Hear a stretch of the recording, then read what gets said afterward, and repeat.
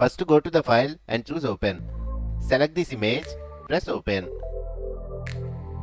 Now take the elliptical marquee tool, hold the shift button and choose the preferred design placement area like this. Press Ctrl J twice to create two duplicate layers of the selected portion. Hide the top layer, select the middle layer. Now take the rectangle tool, then create a shape like this. Right click on this layer and choose create clipping mask. Again right click on this layer and this time choose convert to smart object. Double click on this layer thumbnail. Now go to the file and choose place embedded. Select this design image. Hit place. Hold the alt button and resize the image like this. Press enter. Take the eyedropper tool.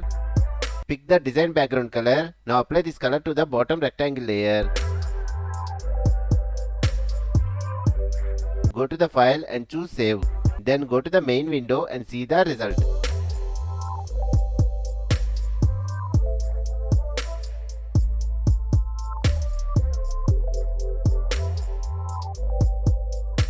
Open blend modes and choose linear burn.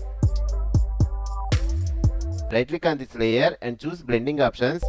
Here adjust the underlying layer option like this. Press OK. Now select the middle layer and click on the add layer mask option below.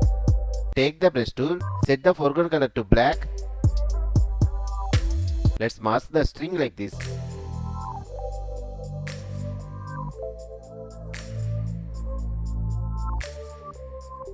Expose the top layer. Go to blend modes and choose multiply. Decrease the opacity to 60%. Let's see the final result.